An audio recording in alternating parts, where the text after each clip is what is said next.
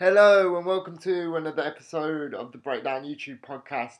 This is the penultimate episode of the 6-show series. I hope you enjoyed season 1 and thank you for your listening.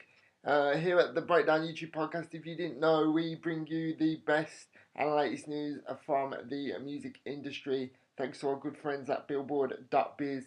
Catch all the articles in full at billboard.biz. So let's get into it. First, we're talking about Dr. Dre and him topping the 2012 Forbes highest paid musician list. Dr. Dre had finished a 12-month period of robust headphone sales and resurrecting the Tupac Shakur hologram at Coachella. If you ain't seen the video, check it out on YouTube after you've listened to this because it's amazing. Making him the Forbes highest paid musician of the year. The hip hop mogul reportedly earned $110 million during a scoring period that ran from May 2011 to 2012. According to Billboard and Forbes, he did it by catalogue sales of his material and payment for performances like his Snoop Dogg set at Coachella.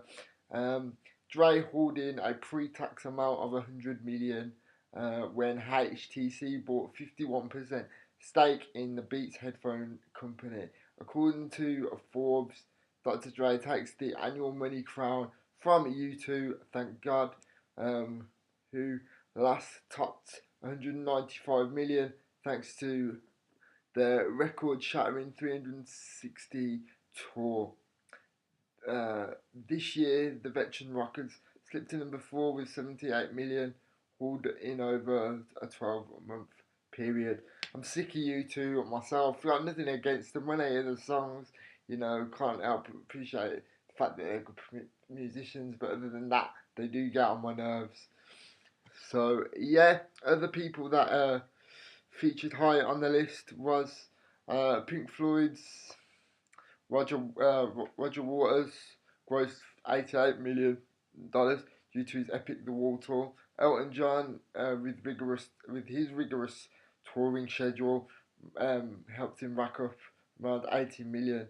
And the UK boy band Take That, whose reunion trek contributed to a $69 million sum. So all those people really raking it in. The top 5 of that list were Dr. Dre at 110 million, Roger Waters at 88 million, Elton John at 80 million, U2 at $78 million, and UK band Take That at $69 million, and Bon Jovi made it at number 6 with $60 million.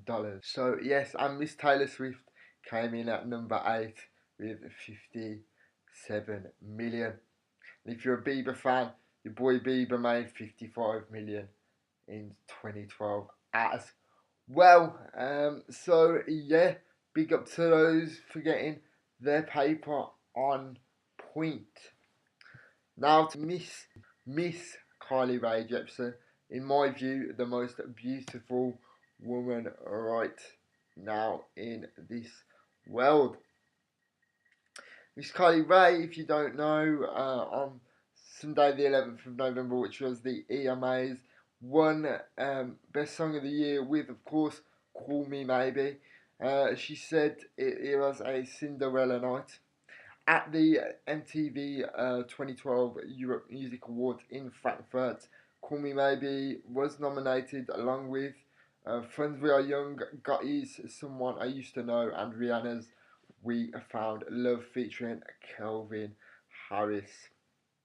Those songs spent a combined 24 weeks at the top of the Billboard Hot 100, but Carly Rae's smash with Call Me Maybe held on to the peak position for 9 frames last summer, making it the undeniable choice to win the award.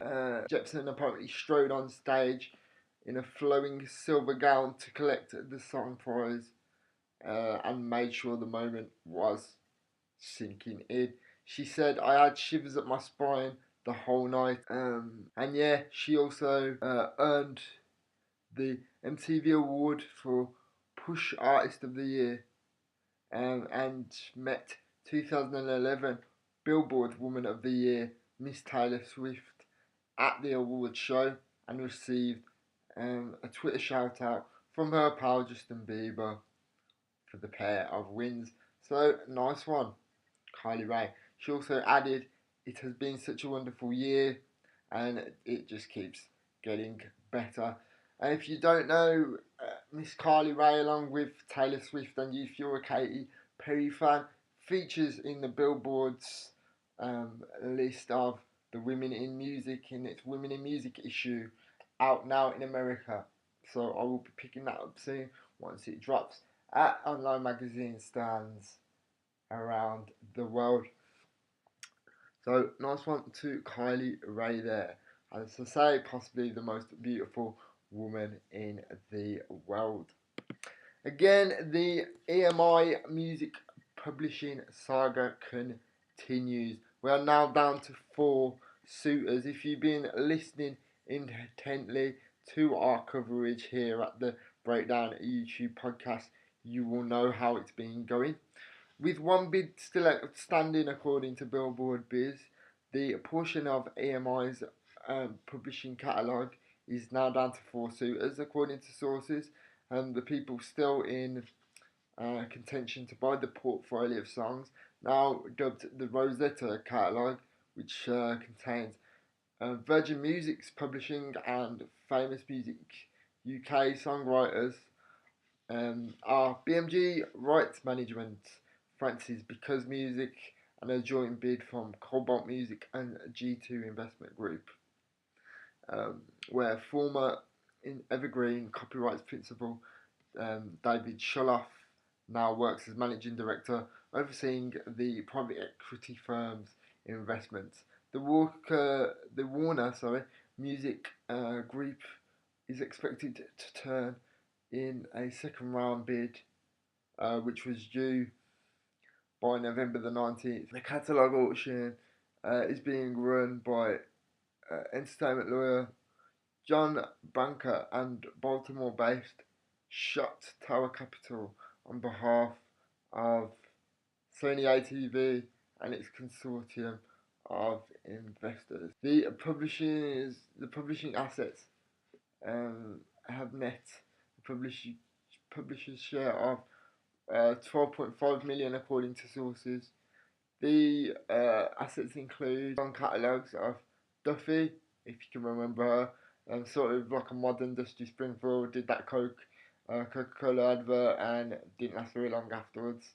X Factor UK's Matt Cardle, Bullet for My Valentine, Orchestral Manoeuvres in the Dark, and that's Andy McCluskey, Brian Ferry, Culture Club, Devo, Fine Young Cannibals, Iggy Pop, Lenny Kravitz, The Prodigies, Liam Howard, Martha and the Muffins, Guru Fears, Terence Trent D'Arby, Texas, The Beloved, The Human League, Ben Harper, The Goo Goo Dolls, Ozzy Osbourne, Kurt Cobain, John Barry, Jim Steinman and the Crystal Method, Tool, Warrant, Mark Ronson, Ian Dury, Chaz Jenkins, Placebo, The Coop, Take That's Gary Barlow, Jason Orange and Howard Donald. So basically, Take That's music catalogue are in there. Sony ATV agreed the above assets are for sale in exchange for winning regulatory approval in the acquisition of EMI Music Publishing. Sony Corp America led consortium of investors acquired the EMI assets, with Sony ATV serving as administrator. So yes, it's heightening up even more. We are down to 4. Keep it locked to the BreakDwN YouTube podcast here on GNTV with me, your boy BwnSugar, for more information as it develops, or go to billboard.biz for the full article. And in other news, Joe Rotelli is named EVP/General Manager of RCA Records. Joe Rotelli has been named Executive Vice President and GM of RCA Records. The label announced today that the previously Executive Vice President promotion at RCA was given to Rotelli today, and he will now be overseeing music licensing and the band partnership departments, which will continue to be run by Karen Lamberton. He will also continue to spearhead all pop promotions for the label. He will continue to report to Tom Carson, President and Chief Operating Officer of RCA Records, and be based at the company's New York headquarters.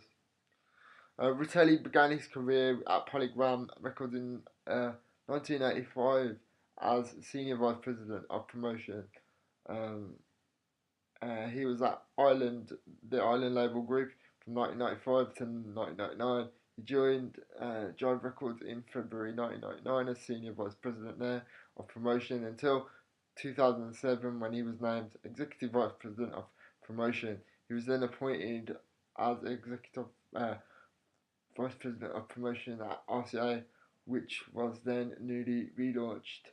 Most recently, Rotelli has led to secure hit records for Pink, Kelly Clarkson, Alicia Keys, and Kesha. It is said by RCA executives that Joe has done such a tremendous job leading the way for many of our superstar developing artists, says Tom Carlson. Now it is time for him to widen his portfolio within the company and contribute his leadership to our licensing and brand partnership efforts on behalf of our unparalleled artist roster. So nice one to Joe Rotelli.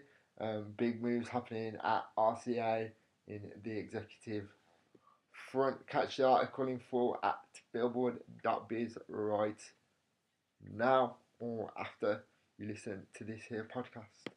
In other news, indie dance label Ultra Music and their YouTube channel hits 1 million subscribers.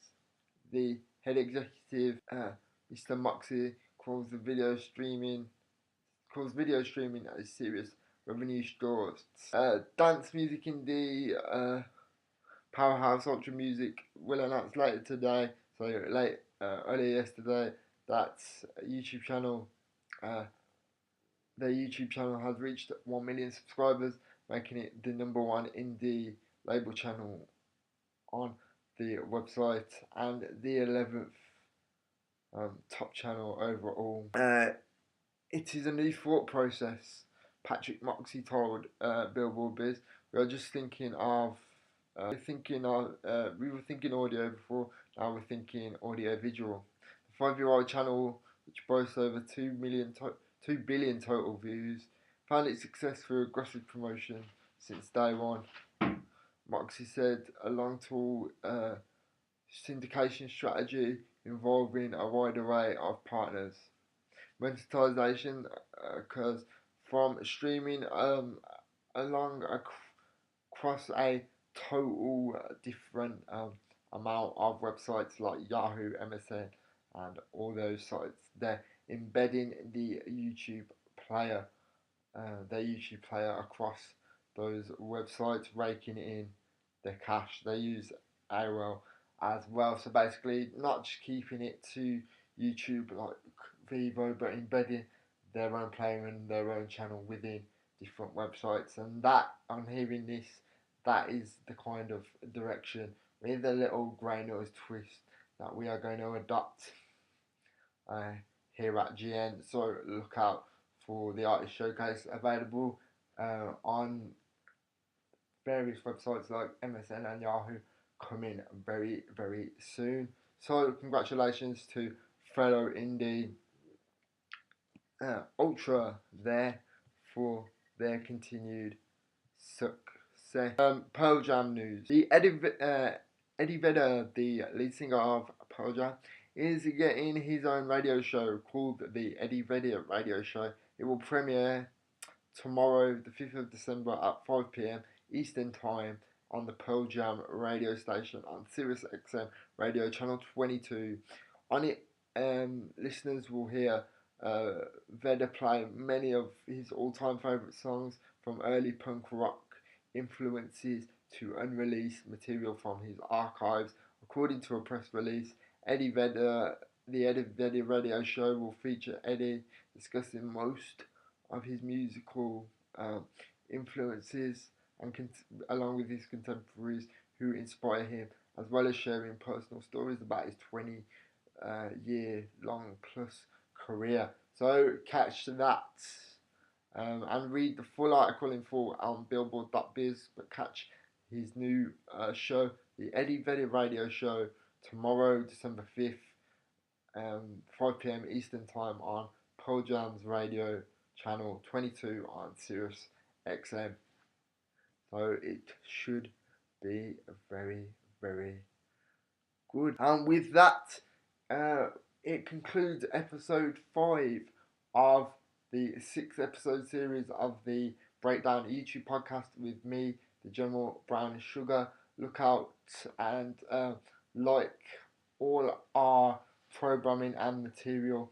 Put in your comments at Brainews_TV on the Twitter, or comment at the bottom of the video.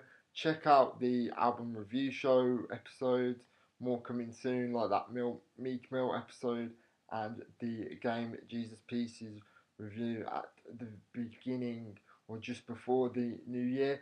Look out for the last episode of season 1 of the BreakDwN YouTube podcast with me, BwnSugar, next Monday, and then after that, the YouTube podcast will be returning bigger, faster, better, stronger for series 2 in the new year. So in the meantime, I will see you next Monday and enjoy. Thanks for listening.